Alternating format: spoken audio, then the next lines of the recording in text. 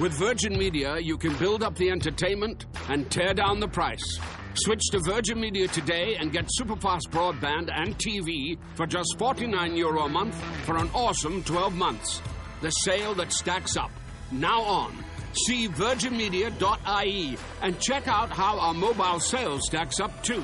T's and C's apply. See virginmedia.ie. 12-month contract. Offer ends 27th of February 2019.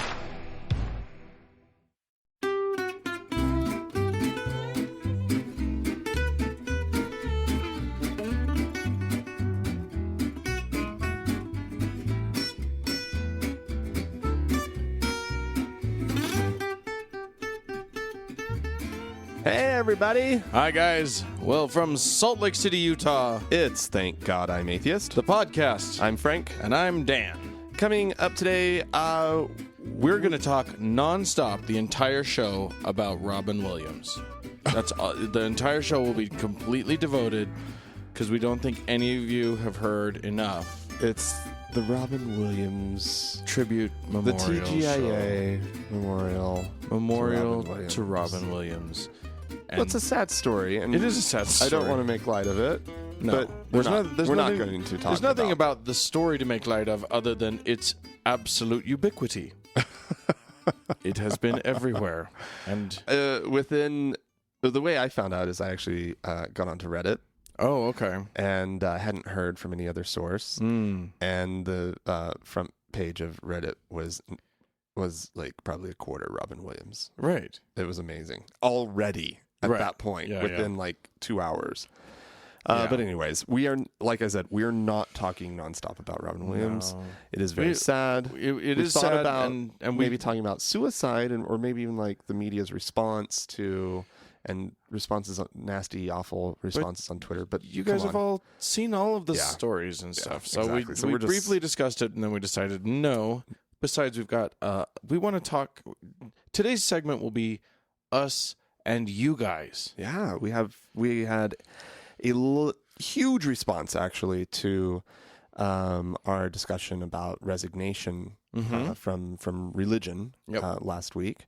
Yep. Actually, the last 2 weeks we've kind of talked about it, but we had our call for people to resign. Indeed.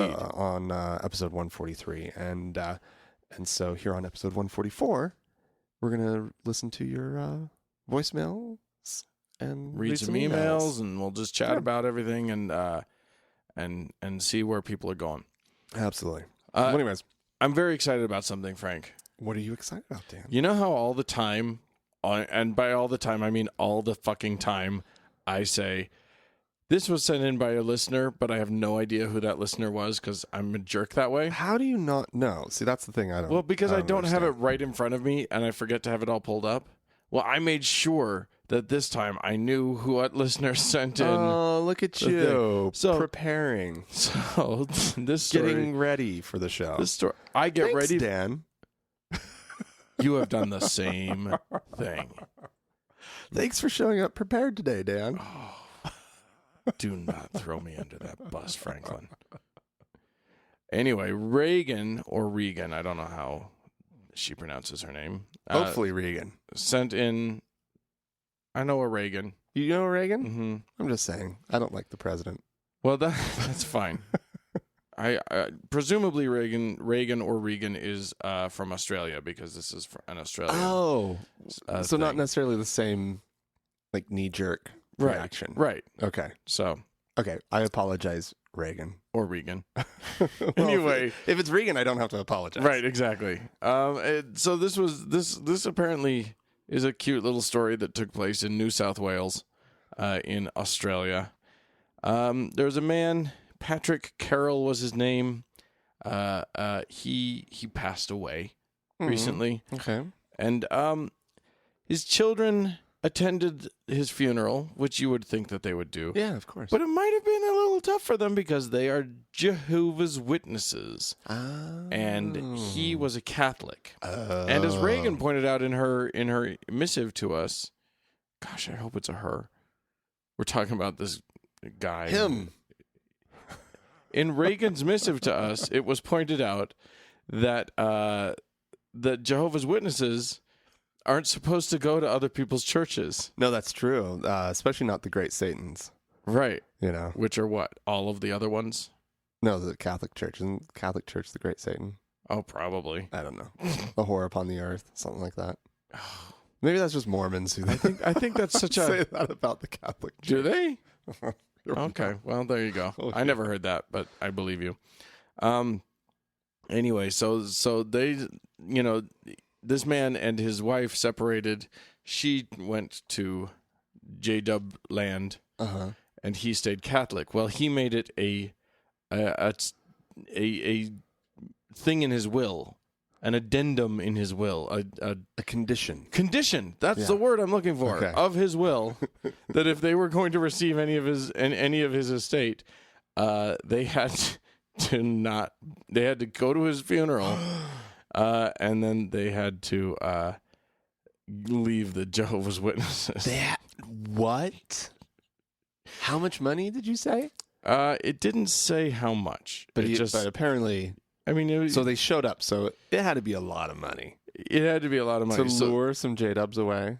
Yeah, well, they went to his funeral, but they're suing because they don't think that that they should have to that leave. they should have to leave their faith in order to.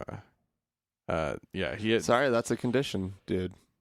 Yeah, they had to become Catholics within 3 months of his death in order to Oh my god! receive any inheritance. Oh my god! So yeah, they sued. That's delightful. Took it to court, and the court apparently decided, so Mr. Carroll never approved of their faith. Obviously, right? It was less about getting them Catholic than it was about getting them out of J-Dubbery. Yeah, which to me it's just like out of the frying pan and into the great Satan fire.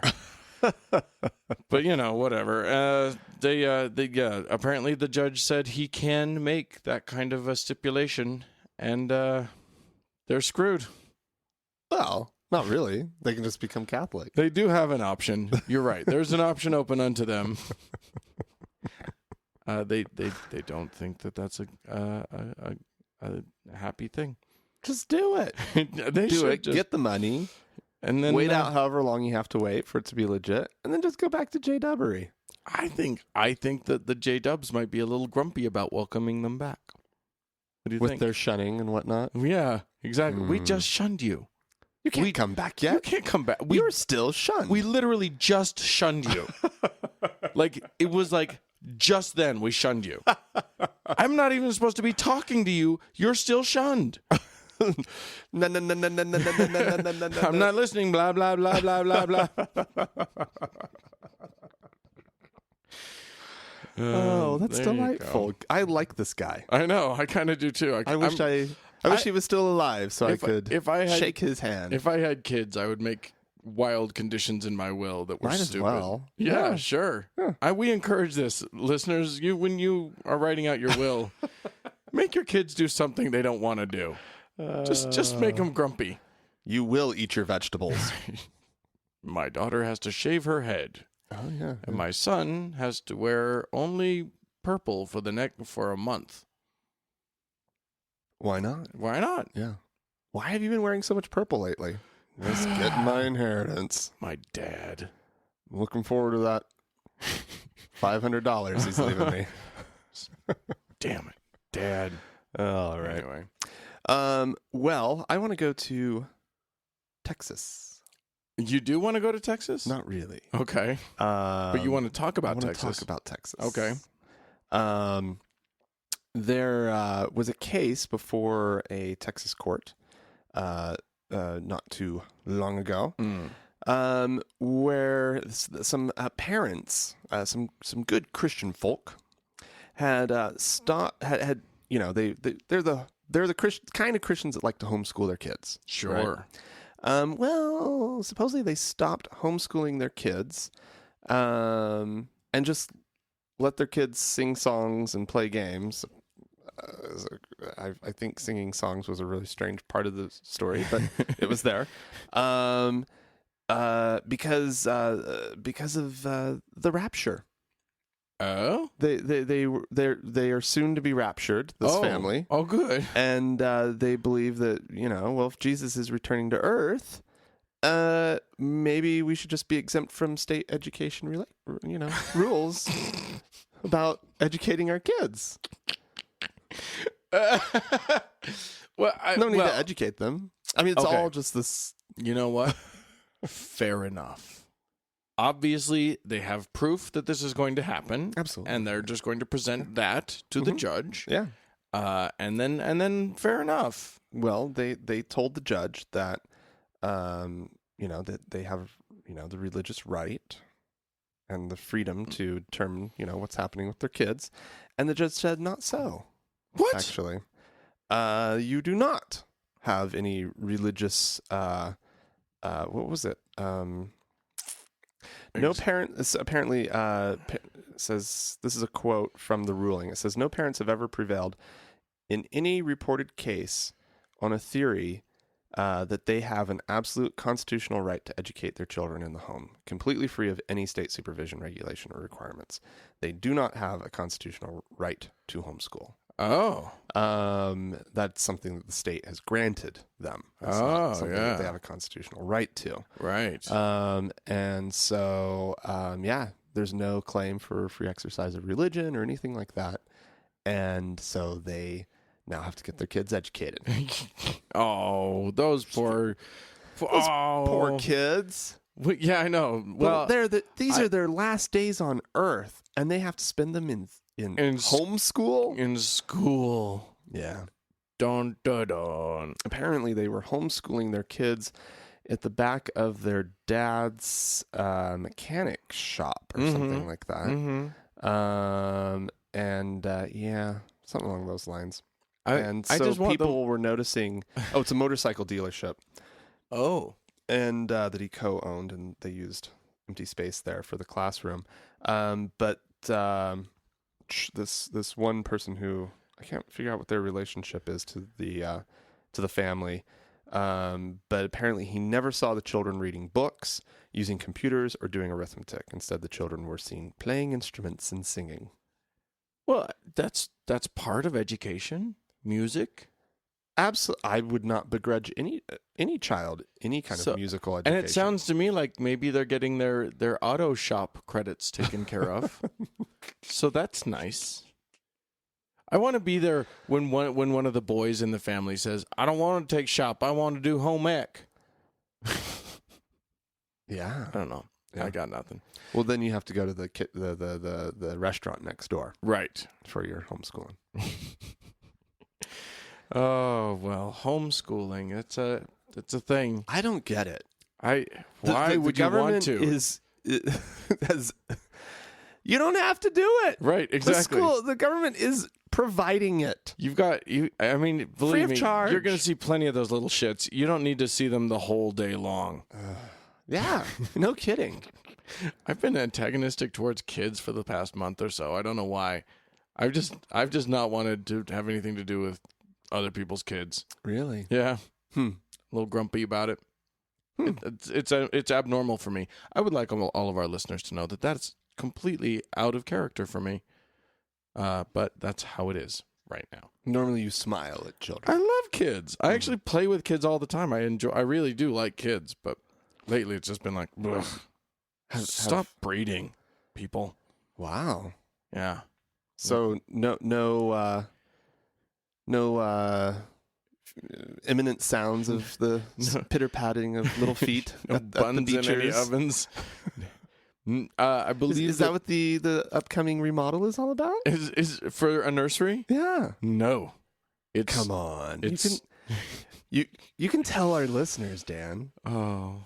Okay. I'd like to announce our upcoming abortion. Just kidding. That would make you grumpy about kids. What's been going on, Dan? Nothing. I would like to now move on quickly to another story. This one takes place in, which one am I doing? See, now that I've tried my new system so that I can attribute stories to the people that sent them in, now I'm completely lost. I don't know your system at all, Dan. Mine is very simple. I had a simple system, but it didn't allow for me to attribute stories, so now I had to change it completely. Okay. I'm curious about your system. This is a triumph for the Oh, okay. It's a triumph. It's a triumph of the Yes. The Freedom from Religion Foundation has ruffled the feathers of Christians all over the country once again by excellent by sending a letter to the U.S. Navy. Oh, Now the U.S. Navy has apparently essentially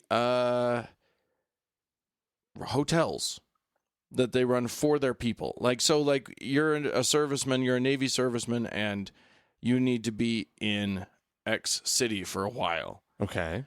There's a Navy place that will put you up. Oh, For okay. that. So a Navy-run lodge. Temporary housing. Yeah. A lodge. I like the sound of that. Very rustic. Yeah. sounding. So and they're all over the place, and apparently, until recently, the Navy-run lodges were very, very similar to other hotels in that they were allowing the Gideons to place Bibles. Well, unlike privately owned hotels, you can't do that if you're the government. Right. So the FFRF sent a letter and said, please don't. And the Navy has acquiesced. Yeah. Well, I mean, the only reason to put a Bible in a hotel room drawer is for like conversion type stuff. Because if the Bible is important to you, you will travel with a Bible. You'll have your own Bible. You have your own Bible. You don't need the Gideon's Bible. Download the app. The whole point of that Bible is to get people who don't read the Bible to read the Bible. Right. And, privately owned hotels frequently have the Bibles because the Gideons give them to them for free, and it's just, sure, you can have some free reading material in your drawer if you want it. And Marriott's have the Book of Mormon. Right, because Brother Marriott is a good Mormon. a garment-wearing brother. Oh, yeah.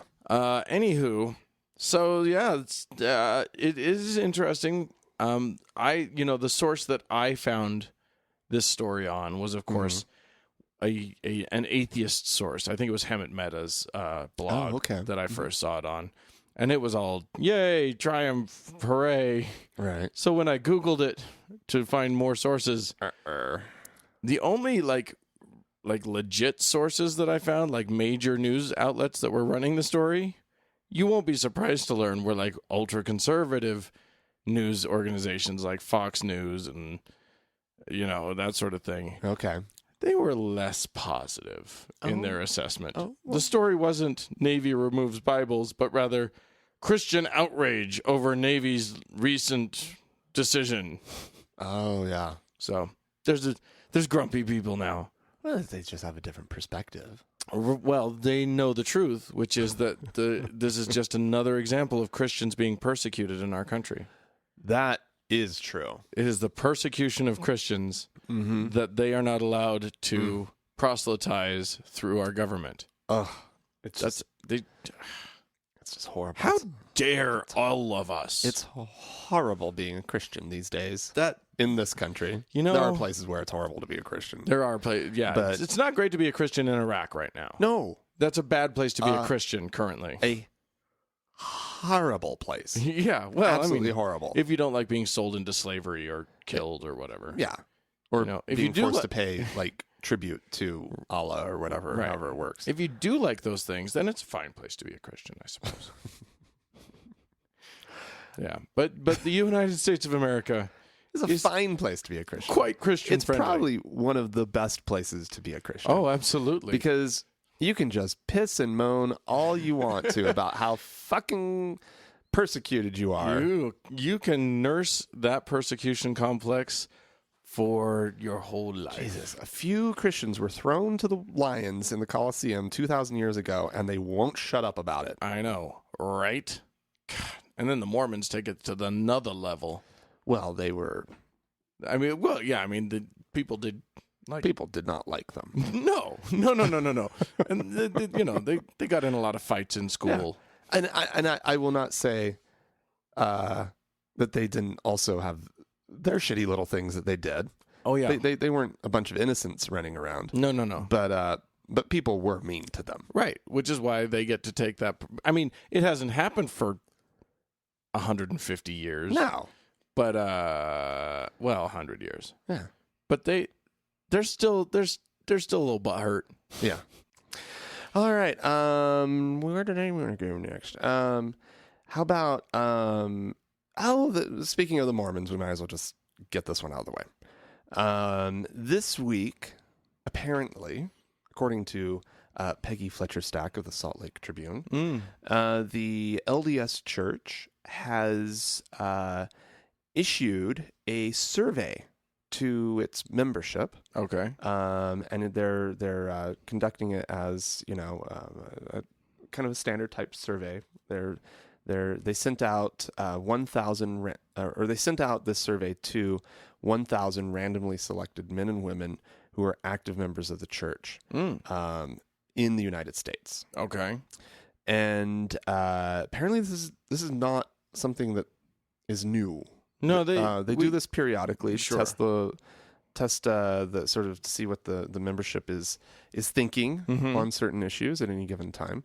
They have the Research Information Division of the RID, the RID of the Church of Jesus Christ of Latter-day Saints. Sure. It went out by email, and they are asking about the roles, responsibilities, and treatment of women in the church. This is clearly in response to the Kate Kelly excommunication. I believe you mean Sister Grumpy Trousers. Yes, her. And I really didn't know that they did this as sort of a standard thing. Apparently, anytime that they're thinking about something and they're taking a stand on anything, they test the waters. Well, you may recall that we reported a month or two ago, and this may have been when you were out and I was recording with Rachel. But they did a survey in which they asked people if they were if they asked about sexuality. Do you remember this? And they asked, "Are you heterosexual or are you heterosexual with same-sex attraction?" Dumb. Those were the options. There was no gay option. What about bisexual? No. What about transsexual? Everyone's heterosexual. Some people have same-sex attraction. Anyway, so yeah. Are you... Sometimes they really want to know. Sometimes they don't. Heterosexual with standard sexual attraction. Are you normal heterosexual or icky heterosexual? Or one of those gross ones. Oh, you don't like the gross stuff, do you? Icky. All right. Well, there you go. So that's and do we some have other any topics, results from this? Apostasy. They asked about one of the what was some of the other questions? As you understand it, what is the church's definition of apostasy? Was one of the questions. Has the public discussion of these high-profile disciplinary councils affected your thinking about any issues? If so, which issues and how? Sure. How concerned are you personally about the roles, responsibilities, or treatment of women in the church? In the past 6 months, have you seen, heard, or read anything regarding the public debate about the desire of some women to be ordained to the priesthood of the church? What would you say is your primary source of information regarding the ordination of women to the priesthood? Huh. Yeah. Interesting. Well, I mean, so you and I both know enough Mormon women to know that most of them just want to close their eyes and plug their ears and say, no, everything in the church is great. Right. It's all perfect, and those women are just upstarts and they're grumpy. Right. But it'll be interesting to, I mean, we will probably not ever get to see the results of these things. They never, ever release the results. That's what I would have guessed. Yeah. And then the final question that was shared to the Tribune, I don't know these were all the questions, is, in your opinion, how well do general authorities understand the concerns of the following types of members? And then it's in parentheses, members who are concerned about gender equality in the church, members who feel uncomfortable expressing doubts or questions regarding LDS doctrines or core beliefs, and the other group is members who are concerned about church discipline. So, how well do old rich white men understand your plight? A, very well. B, pretty well. C, well. D, well. E, Very, well. very, very, very well. Yeah. F, all of the above. Yeah, exactly. Yeah, there you go. Mormons. Mm-hmm. If you want to see it, it is kind of funny. Go ahead if you want to and Google the apostles of the Mormon Church and just look at the photo of all of them. There should be you should be able to find like a page that has a group photo, a picture. Well, or like one like headshots of each of them all sort of compiled together. Uh-huh. You might see one brown guy. Is there a brown guy? I think so. You mean like, but not in like the Quorum of the 12? Oh, in the important quorums? No, I don't think so. So lower down in the Quorum of the 70. Right. Yeah. No, you'll see some not white faces. Not a lot. No, but they're there. They Yeah. are there. Yeah, that's. Oh, I just did a Google image search. Let's see. Whitey white, oldie old. Well, you need the fold out from the from the ensign. It has all their pictures. Yeah. That's pretty funny. Oh, but there is a picture of of one of the ugly old white men who is an apostle. I don't remember which one he is, with his arm around a black guy. Oh, okay. No, I seem to recall. Actually, this is jogging a memory of me looking through the ensign and going, "Mommy, there's a black one."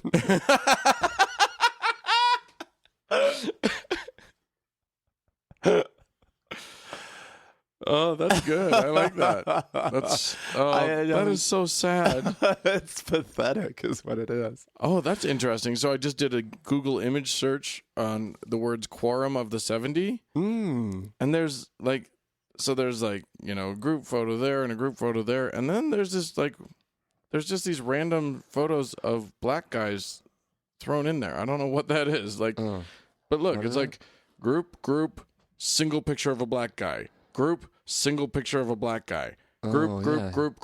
And all the group ones, not a brown face among them. I don't even know what that is. I don't even know what I'm seeing here. Oh, it's amazing. All right. Moving on, Dan. Okay. In Boston, you'll recall, back a few years back, there was a very sad event where the Tsarnaev brothers set off some bombs at the marathon. Mm-hmm. You remember that? Absolutely. Present at the finish line of that marathon that day was a Saudi Arabian national. Oh, I'm going to try and say his name. Okay, here we go. Abdul Rahman Al-Harbi. He was there. He's 21 years old. He's a foreign exchange student. Okay. He was briefly detained and questioned by the FBI. Okay. And then quite quickly determined that he had nothing to do with it and sent along his merry way. Okay. Well, he is now suing Glenn Beck because Beck continued, after he was exonerated by the FBI, to call him the Tsarnaev's money man. What? And he continued to say that this guy, continued to just talk about this guy like he was... I mean, now, in fairness to Beck, I do have to say, that's a totally terrorist-y name. Like, that is... And he's from a terrorist-y place. Abdul Rahman Al-Harbi, that's terrorist-y. Yeah. Like, that doesn't pass the smell test. That's a terrorist-y, that's a pretty terrorist-y name. But yeah, he so If by terroristy you mean Arab? Yeah. That is what I mean. Well done, Dan. That's what You I mean. connected those dots very well. That's what terrorist means. Terrorism in Arabic is just Arab. I'm pretty sure. Arab. Arab. Al-Arab. Anyway, Beck is defending himself against these claims that he has been. That he said these things? No, he said them. That's not in dispute. I think he should deny having said them. right. And when their recordings come up, I don't recall. I didn't do that. I have no recollection of ever saying anything like that. I don't know where these recordings came from. Mr. Beck, that is video of you saying that. I think it seems doctored. Do you know how easy it is to doctor video these days? I could make a video of you saying this tomorrow if you wanted me to. Anyway, his attorneys are defending themselves because, well, here's the thing. After all of the events took place, Mr. Al-Harbi went on some news channels and talked about the having been exonerated and all of this stuff and having been there. And probably in an effort to help educate the public about the fact that not everybody with an Arab name or from Saudi Arabia is a terrorist. Well, was that part of the goal here? I would imagine so. I don't know. Okay. I will say this, though. Mr. Beck's attorneys claim that having done that, Al-Harbi made himself a, quote, limited-purpose public figure. And in that respect, changed how much he's subject to higher levels of scrutiny than a private citizen.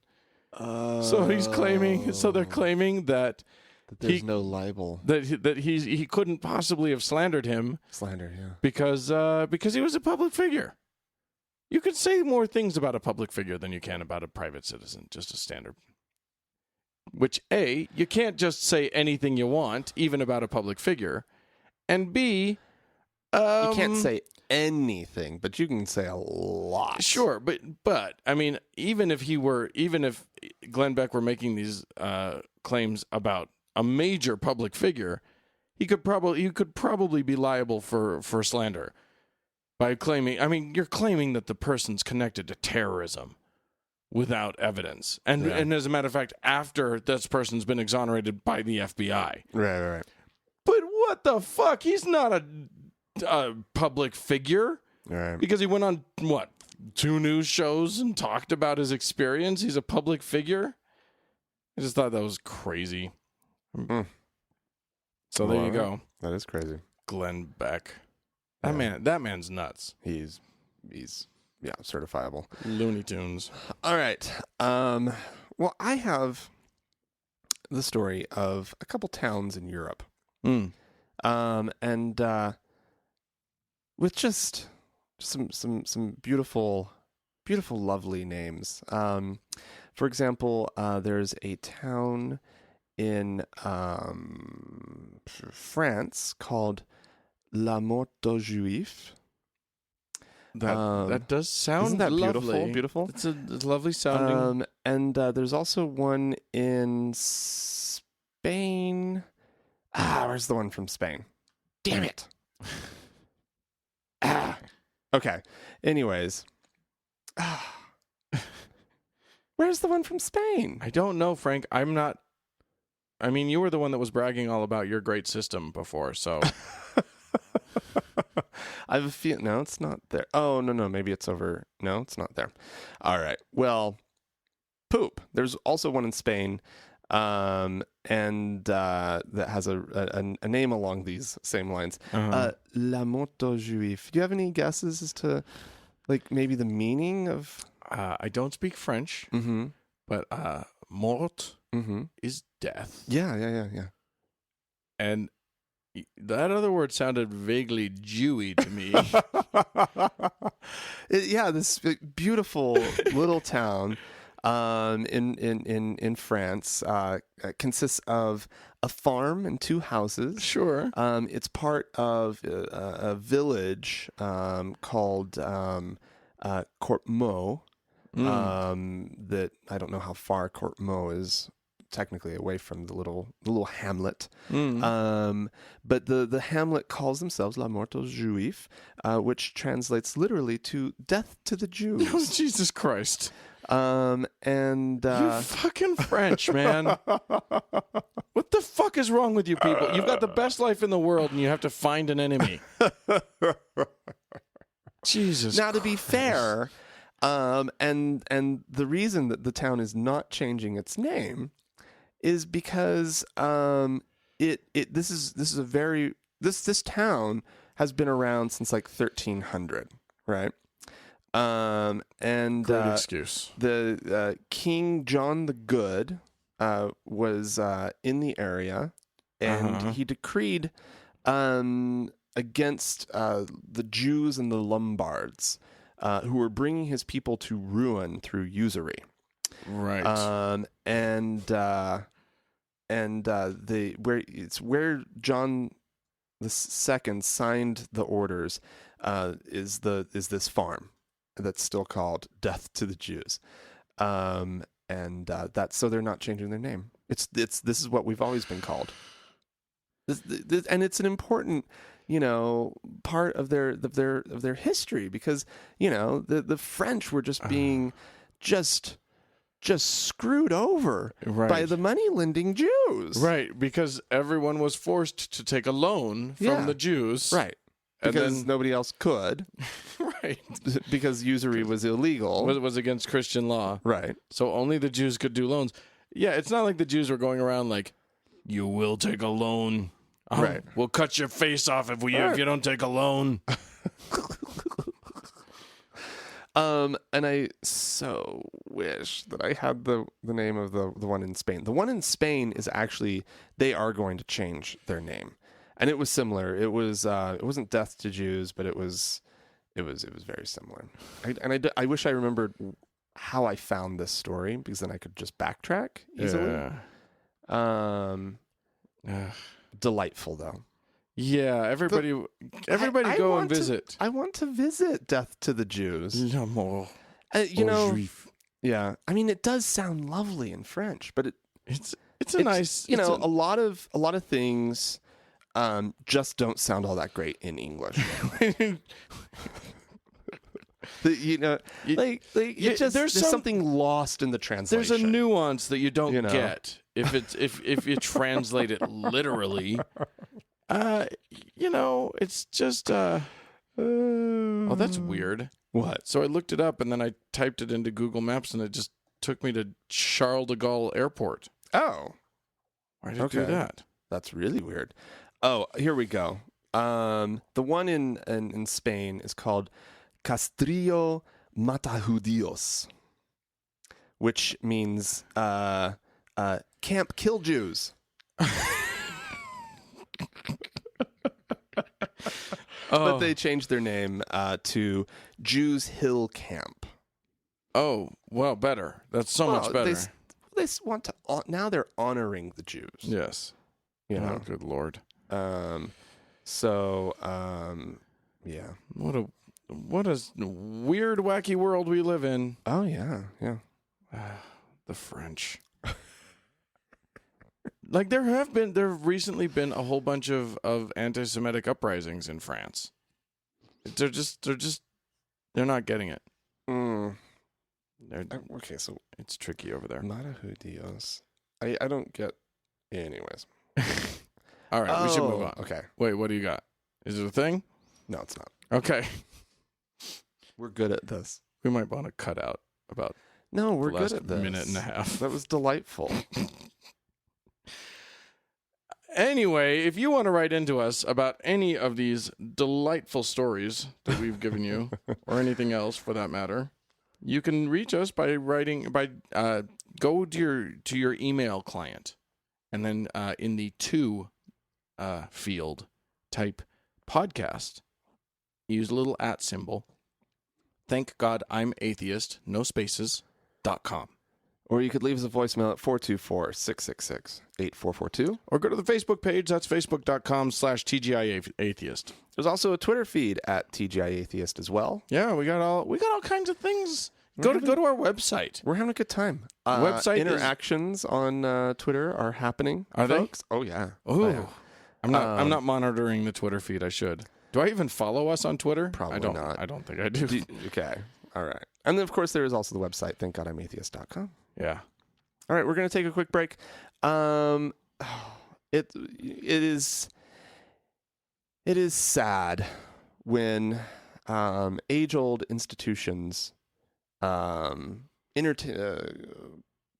cultural institutions, take a turn for the worse. And here's some Christian commenters commenting about it. Right. What they've done is just less than a month ago, our little freckle-faced buddy Archie is shot in the commemorative issue. And how is he shot? He's saving the life of his homosexual buddy Kevin. And, of course, Kevin is part of now the gang that hangs with them, and he's married in a gay marriage, and he's, pushing gun control, and he's supposed to be the model for all our young people to read this. Young people and children have been targeted through television, through cartoons, through comics, because this is not a new development. Since the 90s, comic books have changed and have increasingly had the occult and homosexuality, all this stuff. When kids grow up with this and, music and pop stars, when kids, I know I sound like an old crank, but when kids grow up being fed lies, why should we be surprised if they believe lies? And why should we be surprised if they suddenly say, I see nothing wrong with same-sex marriage? These kids grew up watching their parents laugh at Will and Grace, which changed people's opinions, and now the kids don't have a problem with it. And Christians look around and they say, well, what happened to our children? Well, Archie is one of the things that... Archie. It's that Will and Grace. That's the gateway drug. Yeah, and then all of a sudden it leads to Archie saving the life of a homosexual. How dare he save that man's life? Married. How dare he save that man's life? That man is a gay man. These lessons that are being taught to our children, through Archie. I think the big headline here, they've really buried the lead. Because the big headline here is, they still make Archie? That's still a thing? No, I think it's more along the lines of publishers of Archie begging for your attention. Right, exactly. Really what's... Yeah, they couldn't just put a gay marriage on there. They had to shoot their main character. the title character. In defense of their gay man. What is it going to be called now? It's going to be, I don't think he died. Oh, it's not going to be Jughead? Just changes to Jughead. No, it's going to be paraplegic Archie. Oh. Wouldn't that be interesting? Who knows? Yeah. They've tackled all sorts of issues. That would be a good one for them to tackle, actually. Yeah. Archie's not a superhero. He doesn't need to walk. No. He's fine. Why do superheroes have to walk? It's more important that they fly. Well, they have to fight crime in some way. You just imagine superheroes to be able-bodied. But I could imagine someone in a wheelchair fighting crime. Can't you, Dan? I can. A differently abled superhero. I'm a product of the 80s. I can imagine... I have a very good imagination. It works quite well. Have you ever? I've always felt so insulted whenever like a movie trailer is like, "In a world beyond your imagination." I'm like, bitch, I have a great imagination. How dare you? I can imagine the shit out of a world. I can't imagine that. I can't do. You mean I can't? Listen, I can imagine circles around your Hollywood writers. Okay. Don't even try it. Anyway, so here's what we're gonna do. We're gonna just launch into emails and voicemails, and we're just gonna keep going. That's the whole rest of the show, is us communicating back and forth with you, our listeners. Then why don't we thank our donors? Oh, okay. You want to do that first? Yeah. Oh, I will do that. We had a couple of new donors. Bill, whose last name I almost said, but we don't do that here. Right. Bill is now a monthly subscriber. Right. So thank you very much for that, Bill. Thank you. We really appreciate that. Much. Barbara and Ronald, they've been listening apparently for over a year, from back when they lived in the Netherlands to now in Australia. Oh. And they're enjoying it. So they gave us a generous one-time donation. Oh, thank you very much. Thank you so much. And I wanted to shout out to Michael.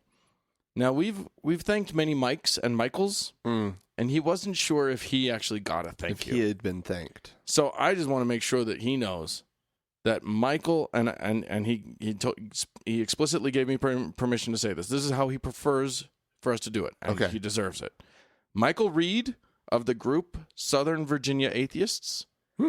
Thank you for being a monthly subscriber, Michael Reed of the group Southern Virginia Atheists. We really appreciate it. Thank you very much. And if we missed you, I apologize. Yeah. Just to be clear with our listeners, the way we generally work it is that if you become a subscriber, a monthly member that gives a monthly sum, we thank you the month that you do that, and then we don't continually thank you every month. But just know that our thanks are ongoing. We have thanks that continue forward. It's a non-ending thanks. We are eternally thankful. Is that what you're saying? No, because only religious people talk in terms of eternally anything. Anyway, I'm going to read an email now. This one, I'm going to read 2 emails now, actually, because they're both kids. And they have some things they want to ask us. Okay. First one's from Matthew. He says, I'm 14, gay, and living in Oklahoma with Mormon parents. Sound familiar, Frank? Yeah, just a little. I just recently got turned on to your podcast when someone online mentioned that Frank and I have a lot of similarities. I started listening yesterday morning on episode 1 and am through episode 17 in a matter of less than 24 hours. Good Lord. That is nonstop listening. Calm down, Matthew. Calm down. Too much of a good thing is not a good thing sometimes. Anyway, he says, I recently came out to my parents May of this year, and have been struggling to get them to accept not only my sexuality but my denial of Mormonism. I'm being forced to attend Sunday services, seminary, and youth activities. I was wondering if either of you two had advice with how to get my parents to accept my situation, and I was also wondering if Frank specifically had any advice on what he wished he'd done differently in my situation. It's a tricky one, my friend. It's a tricky one. And I'll tell you, the first thing we need to say to you, Matthew, is that none of our advice necessarily applies to you. Yeah. Only you know your situation. Yeah. No, that's true. We don't know your parents. Right. Every set of parents is different. Even all the Mormon parents are different. Yeah, exactly.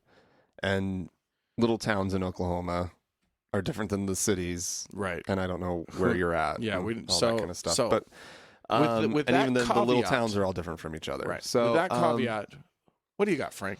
Well, I mean, the first thing that really jumps out at me is just amazement that a 14-year-old in Oklahoma Who's out?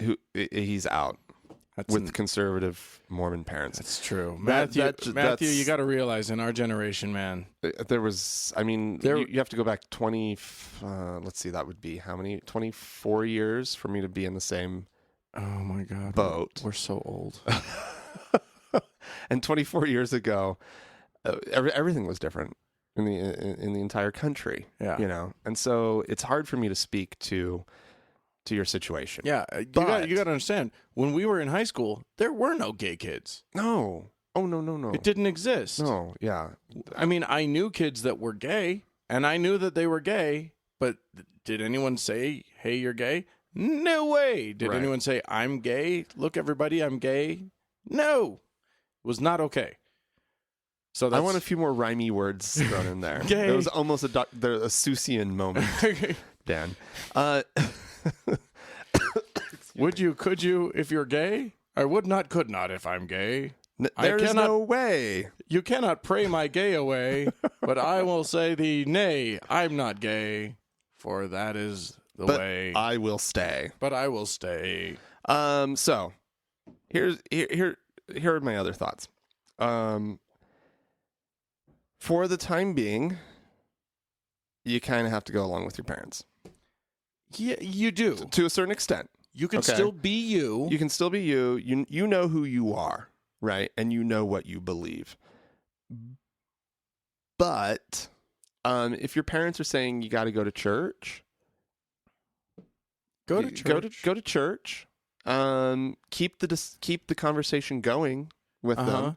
Don't be belligerent about it. No, don't be belligerent, but talk about your feelings and what you believe and why you believe it, and what of the lessons that they've taught you that you still accept.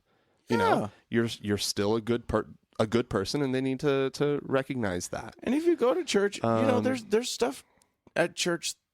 I mean, Mormon church is boring, and there's beyond belief. But there's stuff there. You'll make friends. Yeah.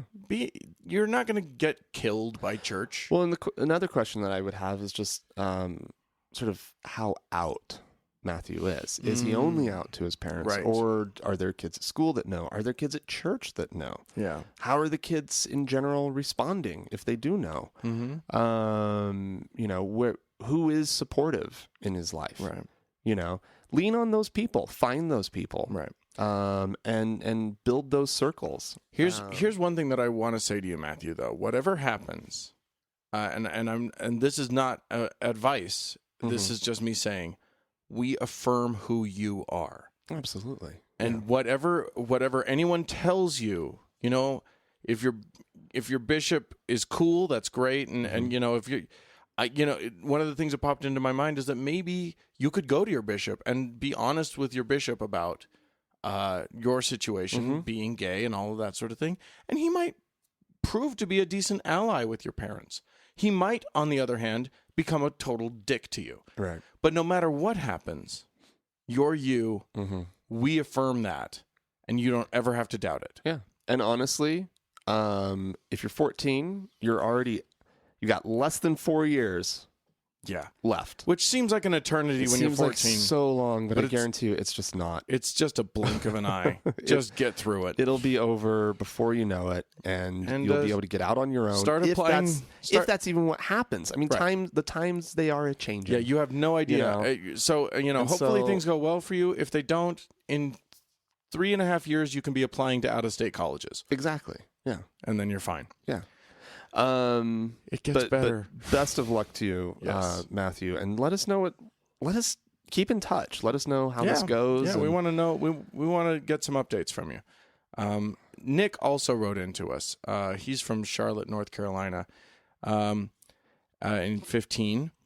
I'm a longtime listener and I love the show. Here's my predicament. I go to a Catholic high school.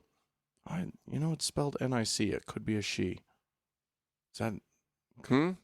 I have a friend named Nicola. She spells it, or Nicole. Anyway, Nick. Okay, cool. You're a person, so I won't use gender descriptors anymore. Nick says, I'm a longtime listener and I love the show. Here's my predicament. I go to a Catholic high school, and besides my parents, I'm pretty open about my atheism, meaning my friends and teachers know. And if somebody asks me, I'm not afraid to tell them. But I'm still in the closet with my Catholic dad and Greek Orthodox mother. But the real issue is that this fall, starting September, I'm starting, quote, confirmation practice. And later this year, I get confirmed. My question is, should I tell my parents about my atheism and see how they take it before getting confirmed? Or just lay low, go through with it, and wait until I'm older to have, and then have to go through the actual process of getting out of the church? Wow. Well, that is a bit of a sticky wicket. A pickle. We have to say, Nick, only you know your parents. Yeah. We don't know them. I think, considering the fact that I don't know much about confirmation in the Catholic Church. Right. So I don't know what that looks like. But usually with stuff like that, there comes a time when they say, and do you affirm that God is your God? And do you promise to be all Jesus-y and shit?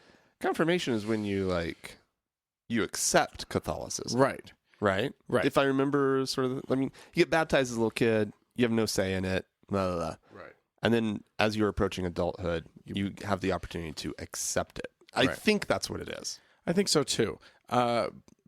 Many people will write in if we're wrong. And please do. But the idea is that I'm sort of operating under is that so if you feel like your situation at home will become really bad if you come out to your parents, then I'm okay with you going through the motions, lying at the confirmation, and just saying, It's a white lie. It's not gonna, nothing. You're not perjuring. You're not gonna go to atheist hell. We don't have one of those. We gave up that idea. So that's fine. But if you don't think it's going to be an awful situation at home, right, you might want to test those waters because it's not going to, because, you might want to open that dialogue. I mean, frankly, if you're out at school, it's going to get back to them. Yeah. So I don't know. If they were Mormon parents, I'd say they probably already know and are just being passive aggressive. Right. Yeah, that's true. But who knows with Greek Orthodox and Catholics. Yeah. Nick gets to see all of the crazy kinds of hats. Because those Greek Orthodox, they can wear some fun hats. Those they love hats. They're very into oddly shaped hats. And also the Catholics, with their cardinal yarmulkes and their Pope miters and whatnot. So there you go. Why don't you play a voicemail? All right. Let's see. Let's go. Actually, this one is strangely apropos. Hi, Frank and Dan. My name is Alex, and I'm calling from Chicago. Just a quick funny story I wanted to tell you guys. I'm a longtime listener and often listen to you guys on my way to work. And I'm getting my doctorate in psychology, so part of that I make extra money doing neuropsych testing of kids. And so I happened to be testing a 6-year-old boy who was an Orthodox Jew this week for some social concerns and things like that. And a couple interesting things sort of popped up. When you're testing kids, giving them IQ tests, things like that, you often say things like, you're doing so great job, things like that, so they stay motivated. And later my boss told me that every time I would say great job in Hebrew, he was actually saying, thank God, or praise the Lord in Hebrew, because for him in his little 6-year-old world, any good deed he has is thanks to God. It's not me, it's God. I thought that was really interesting. The 6-year-old is already living in this world where, anything good about him isn't even him, it's just God. And then today I met this kid again, and I was testing him and actually giving him kind of like a receptive vocabulary test where you show them pictures and they label it and things like that. And this little 6-year-old boy grimaced, hid his eyes, hid his face, almost hid under the table when I showed him a picture of a pig. And granted, I know there's, all sorts of things I don't know, but I wasn't under the impression that Orthodox Jews couldn't look at pigs. But apparently this little kid has now learned that I can't even look at pigs. So just something really interesting how even in this 6-year-old world, he's really, really indoctrinated into his religion. And as part of that, he really does have a lot of social problems. And, it gets into this whole debate, is it really psychopathology or just culture? Because, he lives in such a limited world. So just a quick story. I love your podcast. I listen to you guys every week. It's so hilarious, and I learn a lot. And thanks so much. All right, bye-bye. Thank you very much. Well, thanks for that interesting story. Yeah. The hiding from the pig is one thing. I feel like I have some understanding of that because if you show my wife any video of a bear, she screams. She's just afraid of bears. Maybe he's afraid of pigs. Is that I'm what you're thinking saying? he's just got a pig phobia. Well, but there is the whole Mormon prohibition against eating bear. That's right. Could actually That's be right. the root source. There's the coffee thing. There's the no alcohol, and you can't eat a bear. A lot of people don't know that about the word of wisdom. It doesn't come up that much. I mean, how often is bear served? So, but yeah, if you try in Utah, if you try how often is bear served? Right, never. You can't even find it. No. How do you find bear meat? But my understanding in the rest of the world, it's pretty common. Would you like some bear? Oh, I'm sorry. I can't. Why are you allergic? It's against my religion to eat bear. A nice little bear steak. Sure. It's got to be delicious, right? Bear ribs. You got to get them like before they go into their hibernation, though, because then it's all marbled with fat and stuff. Bear ribs. Oh my God. Okay, we need to go down a different road right now. That was a fun story, though. A little Orthodox Jew kid that's clearly like learned all of their bad lessons really early. Yeah. Hooray! That's what religion's good for. It is. Huh. Get them while they're little. Next, Right. do you want to do? Yeah, sure. Do another one. This one is as long as we're doing like psychology type stuff. Let's do this one as well. Hi, Frank and Dan. This is Jessica from North Texas. I was just listening to your latest podcast.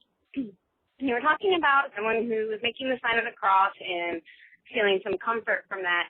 I'm a mental health professional. I'm a music therapist. I thought you guys had a kind of good handle on some of the explanation for that. So, yeah, you can get some conditioned responses from a variety of different things. So some things that actually are evidence-based, ways that some people are pretty successful to be able to kind of relax yourself on demand.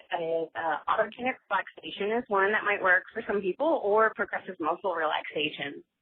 Each of those has 10, 12 different specific parts of it, like that might focus on a specific focusing on if you've got weird feelings in your stomach, or if you've got tension in your jaw, or you hold your tension in your back. So you can go through and learn this whole process, 10 or 12 different things. You can also just focus on one or two of those. The thing is, you've got to practice it before you are actually feeling anxious. Sometimes it might take up to 3 months to really learn to do it. So for me, I tend to hold my tension in my jaw. When I'm feeling stressed out, once I realize it, I can be able to basically give myself a command like, relax, and my body follows that. So anyway, that's something to look into. It's autogenic relaxation or progressive muscle relaxation. Y'all keep up the good work. Thank you. Bye. What a great suggestion. It's wonderful. Well, it's exactly what you were asking for. Yes, exactly. Week, Exactly. Because, what we were talking about was a guy on an airplane. We had a listener who was jealous because she didn't have something that provided her comfort the way the guy crossing himself provided him comfort. Right. So, I think that's great. The key clearly is that this guy crossing himself has had years of conditioning himself to be comforted by that motion. Absolutely. So get out there, find one of these techniques. Autoerotic, what is it? I'm not sure what the techniques are. I'm going to have to go back and re-listen to it. It's called autogenic photo. Stop it. I just closed that window. Let me pull it up again.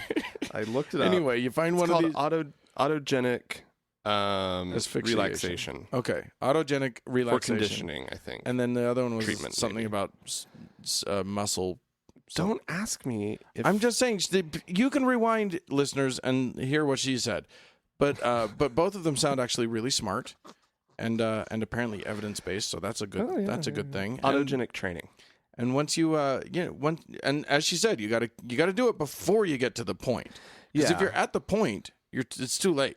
Yeah. But once you get to the point, if you've been doing this, boom, you're golden. Yeah. You don't need no relax. You don't need no crossing yourself. You got something better. Relax, and then you just relax. Thanks, Frank. You went to Hollywood. Relax. I'm gonna read something. Okay. This is on the same subject. Melody wrote in and said, I just listened to your show where the caller mentioned envying prayer on a plane. I grew up without much religion in my life, but had to deal with a lot of pain from medical problems and stress from panic attacks over the years.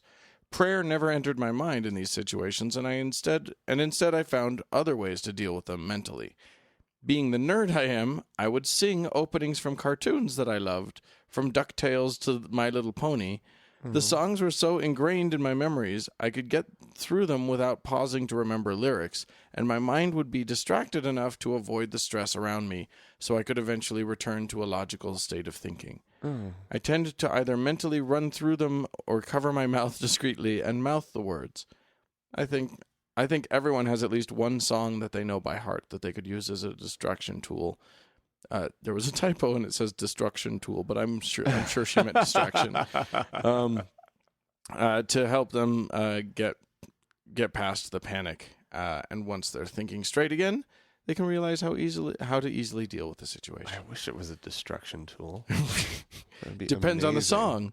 Yeah. I think if you get the right Miley Cyrus song, it might be a destruction tool. Destruction of my psyche. Because I don't like it. I don't know. Yeah. I'm not into pop music. I'm sure Miley Cyrus is fine. Are you sure?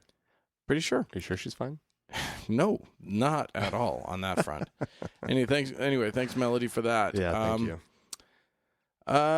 So Heather wrote in and was a little worried about us, a little upset. Oh, do tell. Do you remember in our last episode we were talking about the restaurant that was offering the discount for praying? Yes. By the way, the update on that is that the FUFRF had to write to them to say, by the way, you're a public place and you can't just offer a and so they stopped it. But then the Christians were writing in and saying, "Don't you stop that? That's now they're caving into the atheists, right?" And blah blah blah.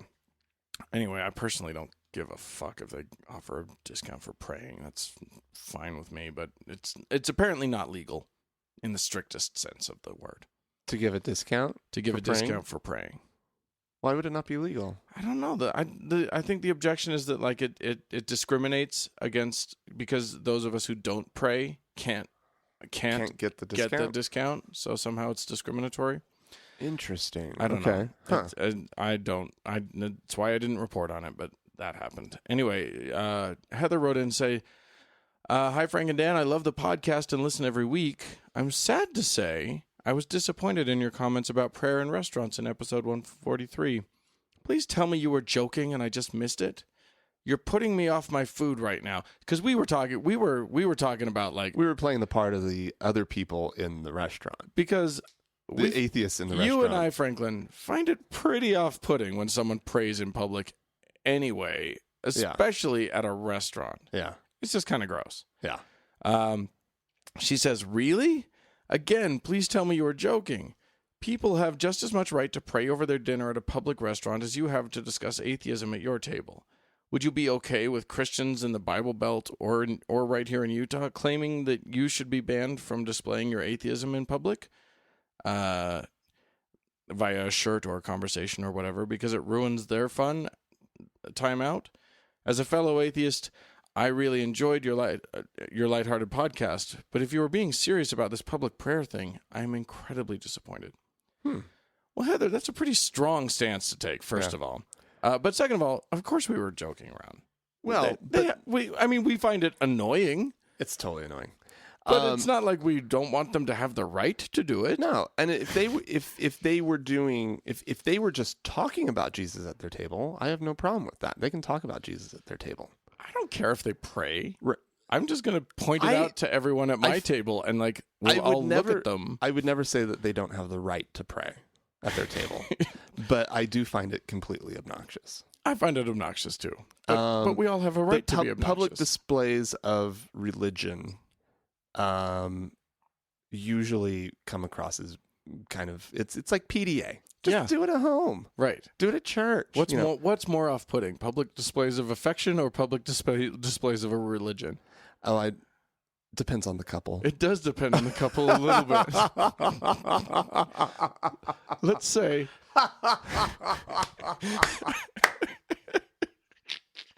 okay. We're going to say an equally attractive set of couples. Okay. Not overly attractive, not hideous. Okay. At two different tables. Okay. One's kind of overly affectionate with each other. The other is praying over their meal.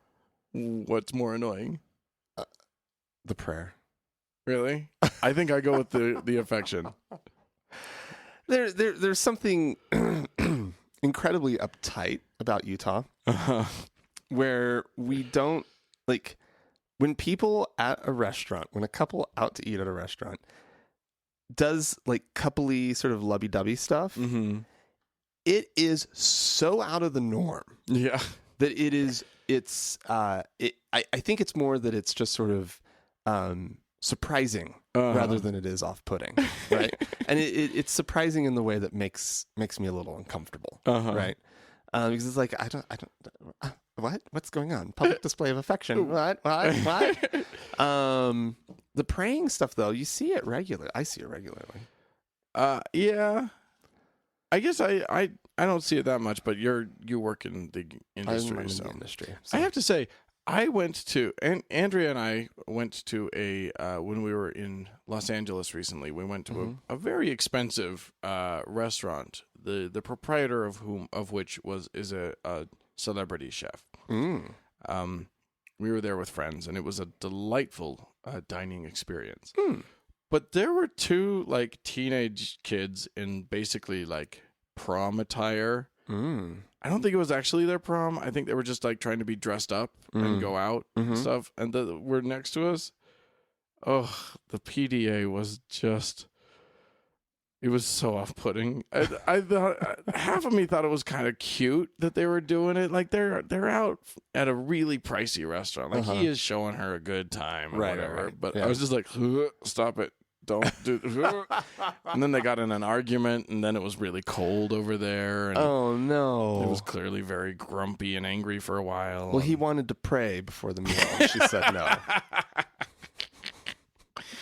All right. Anyway, why don't you do another voicemail? Okay. Well, here's a very interesting question. Actually, I want to play this one.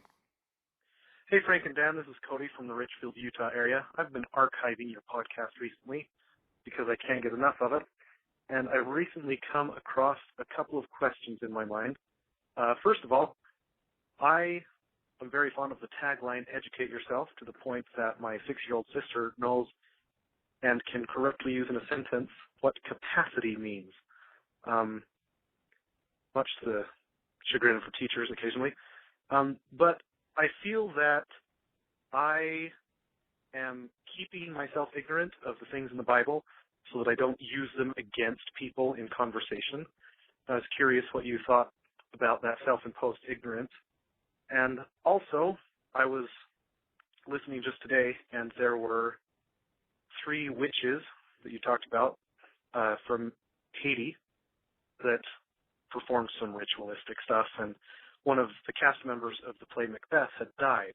I was wondering what your thoughts were on whether or not they could be tried for murder, because they very much intended for that person to die, and he did die, but they weren't really involved. Anyway, thanks for the podcast. I sure enjoy it. It makes my days at work go by so much faster. Okay.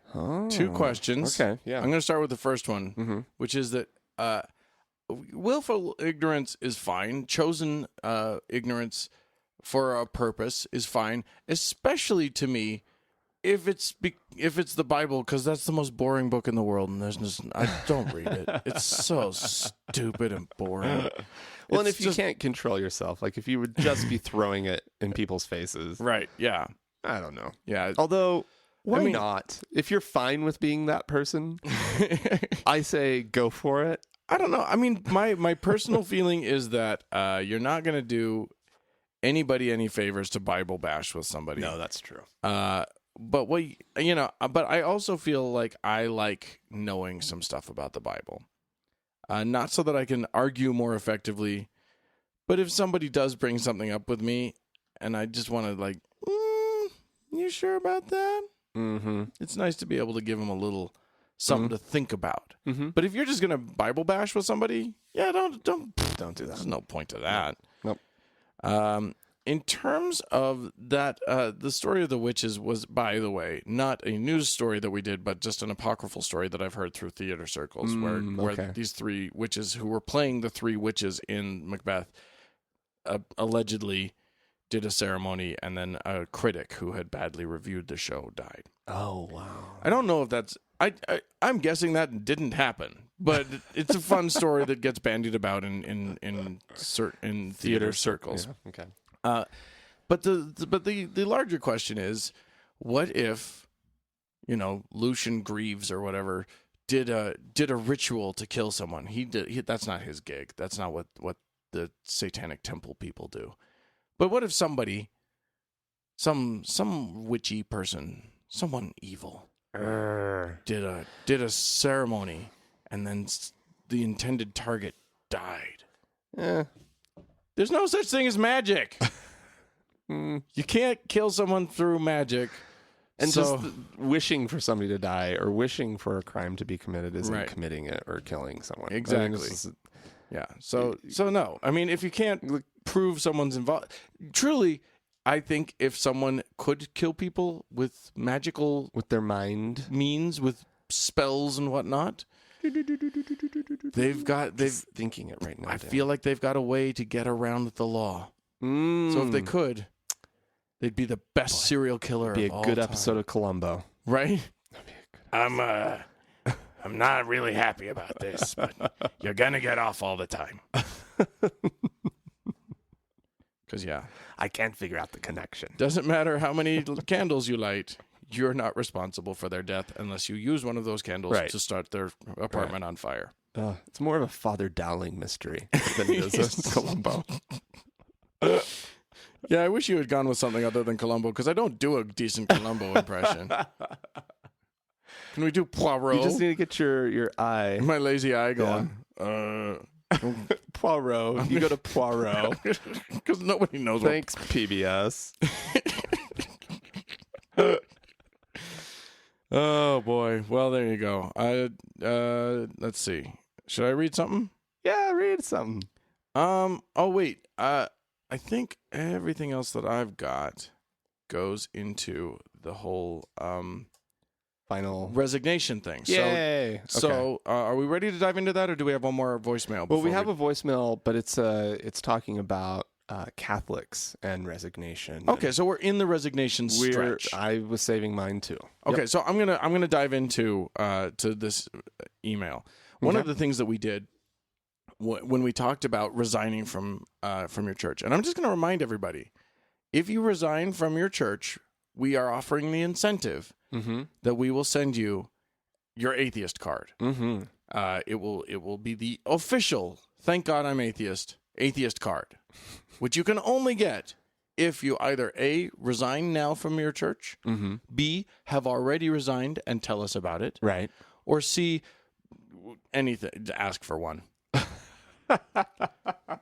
And we'll take your word for it. We will. No, yeah, you don't have to prove anything. And there was to a us. question this week that said, "I never belonged to any church, but I still want the card. Right? Yeah. Can I just get one, please?" And it was like, yeah, I think that's okay, because I think what the card should be is just you avowing that you do not belong in any way, shape, or form to any organized religion. And no religion can claim you. Right. And if that is the case, then you can have an atheist card. So yes, we'll get you your atheist card. Make sure, by the way, when you send in this stuff, that we have your snail mail address as well as your as well as your email address. We won't be sending them out right away. This has we're still working on the design. Yeah, we're still mocking this working out. But if you get your name in, you'll be in the first wave of people to get these things. Right. And truly, this is part of our push to get people to resign. We want you to resign. Yeah. It's not for everybody, but it's for most of you. And we'll discuss that in a minute. Yeah. But we did put out a call that's because we have been looking into the law in the United States.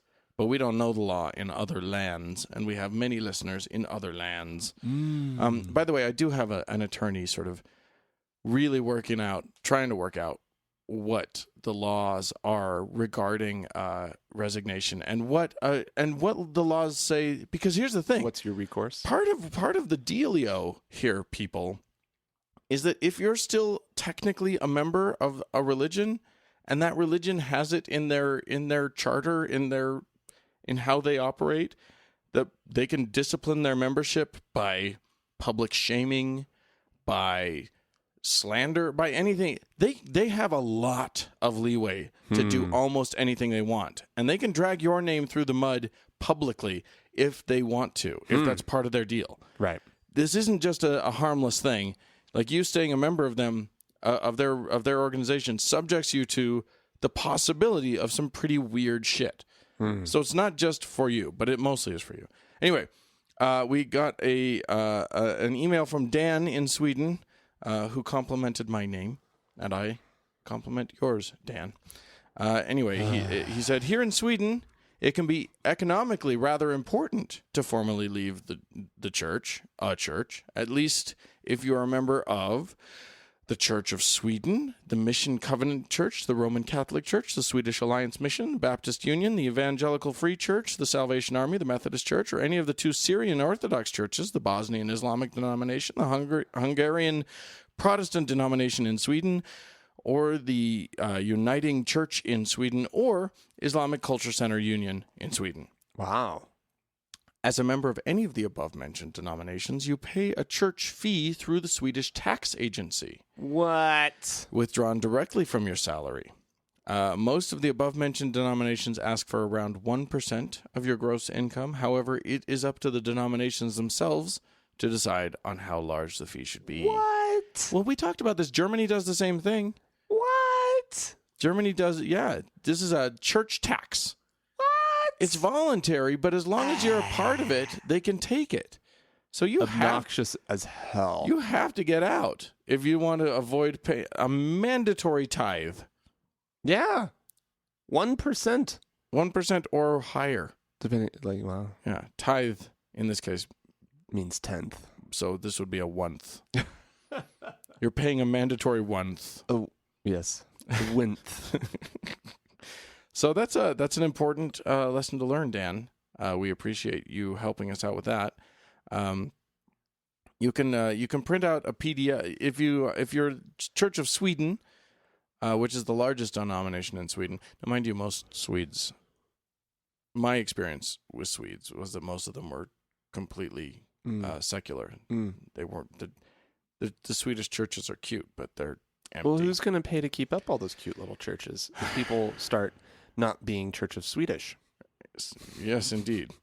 But if you go to svenskakirken.se, okay, you can find a PDF to fill out and send in. So. Wonderful. All right, Sweden. Yeah, so Svenskakirken. Yeah, if you're in Sweden, I'm sure you know how to spell that. I think it just means Church of Sweden.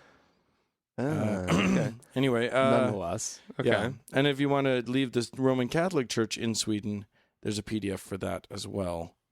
And maybe we'll find a way to post these links. We should. As this stuff comes in, we should be posting it. Not that I can verify them as being what they say they are, because I don't speak no Swedish. Yeah, but you could click on the link. Google would offer to translate it for you, and you'd get a good sense of what it is.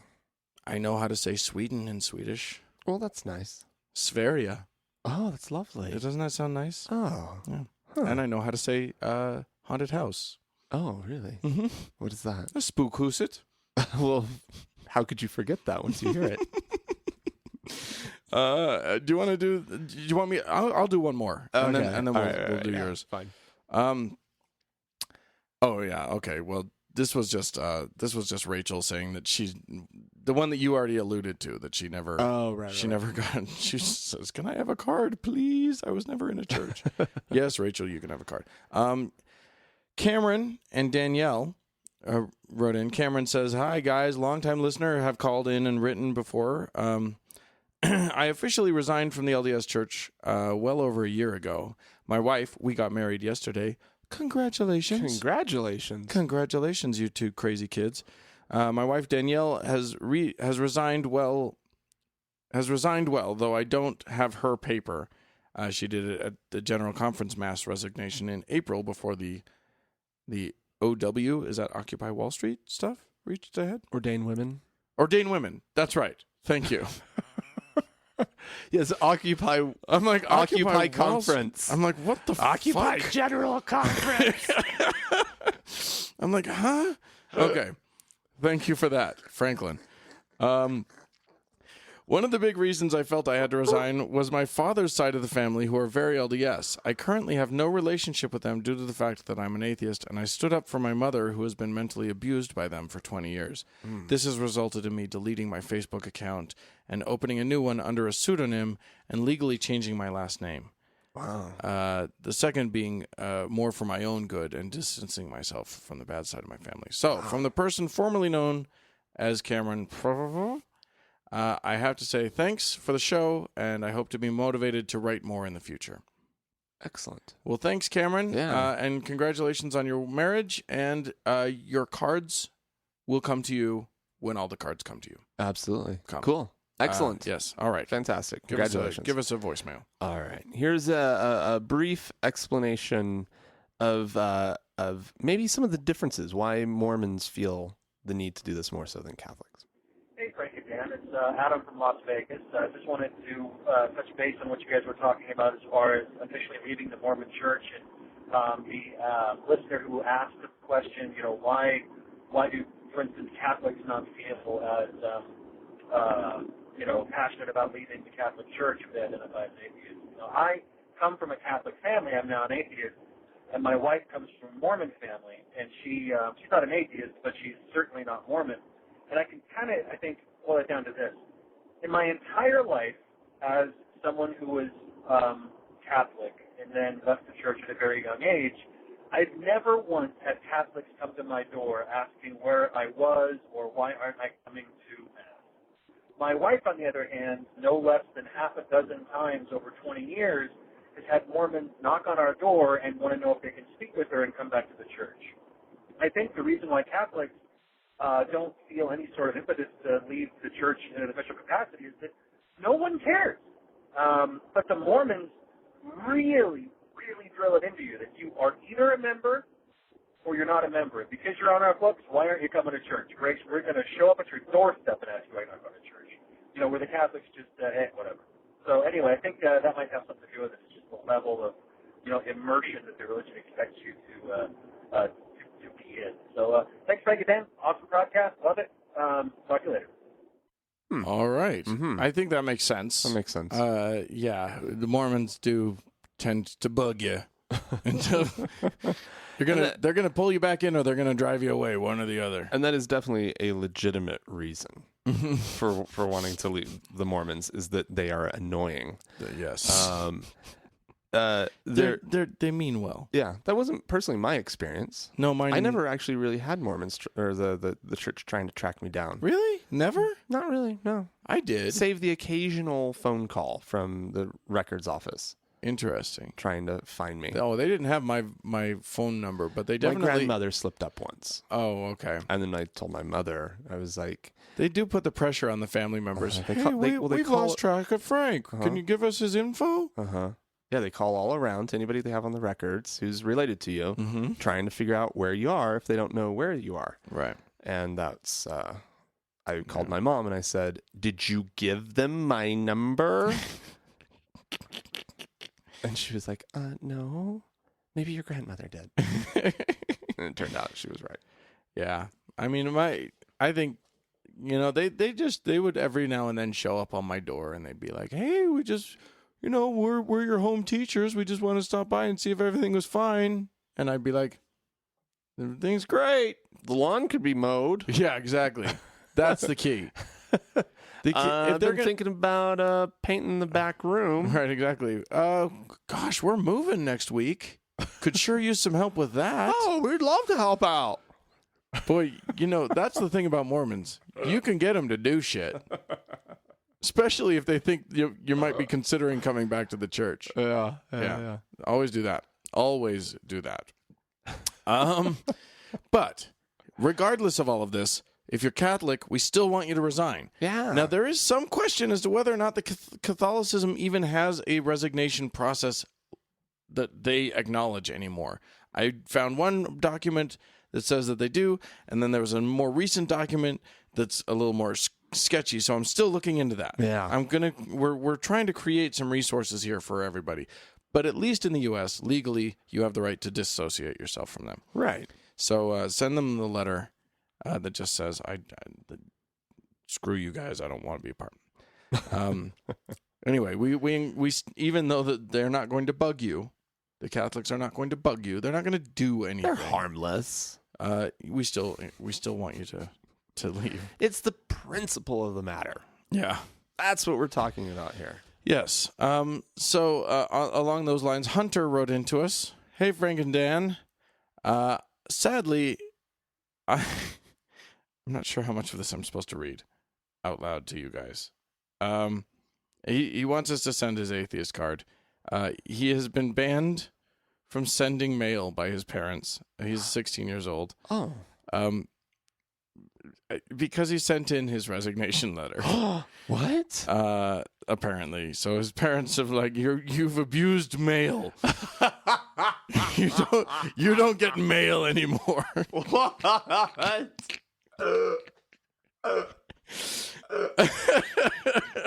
He can still do the electronic mail, so that's good, because that's how he contacted us. Oh my God! I don't know how that works, but okay, Hunter. I'm sorry that you can't use mail. He doesn't want a card from us, does he? Yeah, but he says he can receive mail, so that's fine. He says I can still receive mail, so bring on the blasphemy with that card. Oh my God! Yeah, I love that. He's a Mormon kid? No, he's Catholic. Oh my God! He resigned from the Catholic Church at 16. He says, "I'm a 16-year-old atheist living in the third safest neighborhood in Chicago." Just 2 more to go, and then you're in the best one. Yeah. I've stopped being. I've been an atheist for 7 years, but only outspoken about it for 3. I stopped believing when I actually read the Bible and was appalled. At age 9? Yeah, I guess so. Why were you reading the Bible at age 9? That's borderline pornographic. Yeah, 9-year-olds have much better things that they should be doing. Indeed. Running around and... Even in a circle. Yeah. Even if you're just running in a circle. That's better. That's a better activity for a 9-year-old than reading the Bible. However, he read it and figured it out. So I think it's a pretty good thing for a 9-year-old to do. He says, in my town, it's mostly Irish Catholic, but my generation seems to favor atheism a lot more than fairy tales. So naturally, I don't have that much trouble fitting in. Anyway, thank you for giving me the courage to resign. Without your show, I probably would have been one of those acerbic atheists. Lovingly yours, Hunter. Fantastic. Well, good job, Hunter. The card will come. Yeah. And it is nice to hear. I mean, kids are being atheists and they're being gay and the times they are a changing, my friend. Franklin, that's how fucking old we are. I know. It's that's insanity. I am a year away from 40. Yeah, I know. As of tomorrow. Which, happy birthday, Dan, by the way. Because this will be going out. Well, it goes on. It'll actually be hitting, tomorrow evening. Yeah. On my damn birthday. Oh, fantastic, Dan. Yeah. So, happy birthday to me. Oh, Daniel. And then I got one more year in my 30s. 39. One more year in my 30s. And then you're not far behind me. You're a month far behind enough me. behind. 1 month. 1 month and 9 days. Yeah. So that's plenty. Now they all know both of our birthdays if they do math. Yeah. Wow. Okay. Do we have any more voicemails or should I continue on? That's the end of the voicemails. Okay, I got one more email. That timed out. Or that worked out perfectly. Played out very nicely. Johnny, our friend Johnny in Houston, we've met him. Oh, Johnny, hi. He wrote to us. Met him a couple times, as a matter of fact. Yeah. Him and his lovely wife. I'm listening to your episode about resignation, and I've got another reason to resign. When I was a Mormon missionary in Tahiti, most of my converts were 9 years old. In each area where I served, I scanned the membership records for unbaptized children. Now, just to inform our listeners, Mormons baptize their kids at age 8. Yeah. The primary president, who's, and this will be me taking myself, another parenthetical from Dan, which is that the primary is the organization for the kids. Yes. So the president is a grown-up person who's in charge of the kids in an area. A woman. Almost always a woman. I think always a woman. Because men don't know shit about no children. Should not be primary presidents. They have other responsibilities. Mm-hmm. Anyway, the primary president is responsible for making sure all the 8-year-olds get dunked. If the children of inactive members get missed, then it becomes the missionary's responsibility at age 9. And I baptized the hell out of them. Got those numbers. Yep. Fast forward about 10 years, and my wife Kelly and I were the apostate parents of 3 kids, ages 2 through 6. Our membership records included the kids' names, address, and birthdays. Oh, no. We had told the bishop that we no longer believed, but for a year he still allowed the bishopric, home teachers, missionaries, and auxiliary presidents to come to our home and tell us how much they miss us. Oh, isn't that sweet? Why wouldn't you go back? They miss you. It was nice to stay connected with the only community we knew, but it started getting tedious. One time, my 6-year-old answered the door and said, "It's the Mormons," and I heard the missionary reply, "But you're a Mormon too." We knew we had to cut the cord sometime, and it became clear that we needed to cut off the ward's radar to get off the ward's radar before our kids reached baptism age. Yeah. We mailed our resignation to the bishop and emailed a copy to downtown Salt Lake City. Excellent. A week later, we received a reply that the resignation is an ecclesiastical matter. That's the standard. Along with a brochure inviting us to return. And the brochure is cute. We need to publish that brochure. If anyone out there has their brochure and can make a really nice PDF of it, scan us a copy. Would you send it in to us and we'll put it up on the blog? Excuse me. Yeah, I think I promptly chucked mine. I kept the letter, but I just chucked that damn pamphlet. Yeah. Yeah, I kept it for a little while because I thought it was pretty funny. I mean, this is the pamphlet that says things like, "Are you sure you want to do this? All of the blessings that were conferred upon you will be canceled." And it's like, oh, really? Wow. So yeah, your priesthood gone, revoked. Chkung. Jesus will no longer be able to bless the sacrament. You will your no powers, longer be able to. Well, you won't have the superpowers anymore. No, the power. You won't be able to heal people. Right, the power to heal people if it's God's will that they be healed. Yeah. Your power to keep everyone safe as long as God's will is that they all be safe. You have powers. Yeah. You have magic. Yeah. But that's all revoked. Damn it. Once you resign. My life has sucked ever since. I know, it's just so hard not having pretend magic anymore. You don't get to be a leader in the Mormon church. That's what I always wanted. Isn't it just? Well, thanks for writing in, Johnny.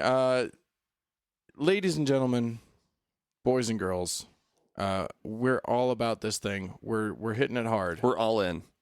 So, if you have stories to tell us about your resignation, send them in. We're compiling things. This is our new mission. Mm-hmm. It won't be the only thing that we ever go to do. And we've done 3 shows in a row that have really talked about resignation. That's not going to be the new pattern. No. Of us just only talking about resigning. This isn't the church resignation show now. No, we're excited that people seem to have responded to this. Yeah, and so please share the link of on our homepage that you can find the blog post, the first blog post on this subject that I wrote.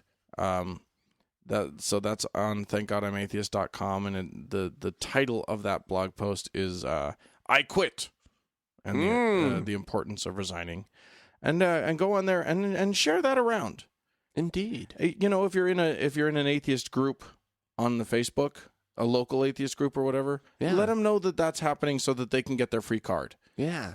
And if you want to support us in our mission to get everybody to resign, you can also donate to us, and that will help us get those cards out. So the way you donate to us is you go to Thank God I'm Atheist and you click on the support button. ThankGodI'mAtheist.com. Yeah. You can throw the .com at the end of that. It helps, and it'll get you there faster, or at all.